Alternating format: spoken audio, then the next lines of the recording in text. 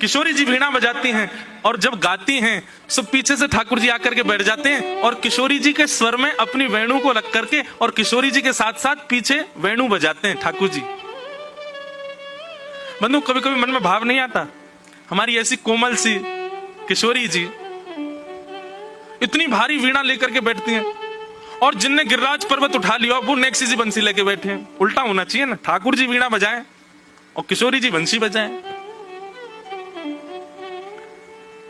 एक बार किशोरी जी ठाकुर जी से बोली हम बंसी बजाएंगे। ठाकुर जी बोले आप बंसी मत बजाओ। बोले क्यों? बोले बजेगी नहीं आपसे। किशोरी जी बोली अच्छा हमसे नहीं बजेगी। ललता विशाखा तुरंत आ गई, ये पहले आ जाएं लड़वे लाल जी थे। कहा कही तुमने? बोले मैं यूं कह रहा हूं कि हमारी श्यामाजू बंसी ना बजा पाएंगी। अच्छा, हमारी लाडली जू जब चले ना तो उनके पामन की नूपुर उनकी ध्वनि पे राग रागनी वारे वारे जामे, और तुम यूं कह रहे हो हमारी लाडली जी बंसी ना बजा पाएंगी? चलो जल्दी अपनी बंसी दो, हमारी किशोरी जी बजाएंगी। अरे मैं कोई किशोरी जी पे संशय ना कर रहा हूं, किशोरी जी पे कोई आक्षेप ना कर रहा हूं, वो साक्षात संगीत स्वरूपा है, पर मेरी बंसी जे ना बजा पाएंगी। ललता जी बोली आज तो यही बंसी बजेगी, अब ही बजेगी और तुम्हारे सामने ही बजेगी, लाओ दो। ठाकुर जी बोले ना माननी बात, लो दे दो। हे लाडली जू आज दिखा दो यार, जी बहुत अपने आप को कुछ समझे है बंसी बजावे और यूं सोचे कि या के आगे कोई ना, आज आप बजाए दो, नेक दिखाए दो, अपना स्वर लगाए दो, यही को मूर्छित कर दी हूं बंसी बजाए के। ठाकुर जी खड़े, हाँ श्री जी बजाओ, हमारा तो सौभाग्य कि हमारी बंसी आपकी सेवा में, पर मैं फिर कह रहा हूं जी बजेगी नहीं। किशोरी जी ने अपने अधर पर वेणु धारण करके अपनी कोमल उंगलियों से छिद्रों को आच्छादित किया और जैसे ही प्राण पिरोए बस हवा ही हवा निकले, स्वर नहीं निकले।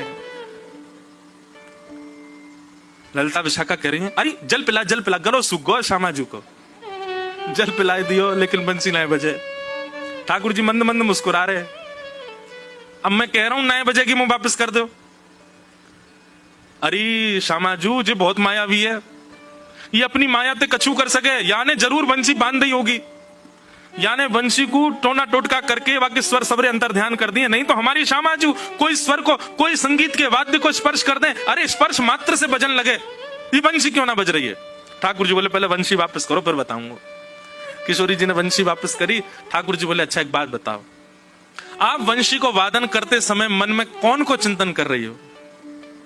किशोरी जी बोली मैं तो कोई भी वाद्य बजाऊं आपको ही चिंतन करूं। बोले यही तो गलती कर रही हो, ये वंशी जो है ना हमारी अनन्य भक्त है। अनन्य को मतलब कहा हुआ एक के अलावा दूसरे को ना भजे ये, और या वंशी में नित्य आपको ही चिंतन होवे, या वंशी में नित्य आपको स्मरण होवे, ये वंशी आपकी भक्ता है और आप या वंशी से मेरी भक्ति करोगी तो ये वंशी कैसे बजेगी? हे श्यामाजू आप नेत्र बंद करके अपनो ही चिंतन करो, मतलब अपने ही स्वरूप को ध्यान करो। जब आप अपनो ध्यान करोगी तब ये वंशी बजेगी, क्योंकि या वंशी में तो नित्य आपको ही गायन किया जाए। किशोरी जी ने अधर पर वंशी रख के जैसे स्वयं को स्मरण किया, अपने रूप नक, अपने रूप नेत्र आदि को स्मरण किया, अपनो ही स्मरण करके जैसे वंशी अधर पर धरी, बिना फूंक के वंशी बजन लगी। किशोरी जी के नेत्र सजल है गए, दौड़ करके अंक में भर लिए श्याम सुंदर। आपकी या अनन्य प्रेम पे ही तो मेरा मन करे कि मैं वारी वारी जाऊं। अरे स्वयं तो अनन्य है, अपने अंग संग रहवे वारे सब वस्तु भी अनन्य कर ली आपने।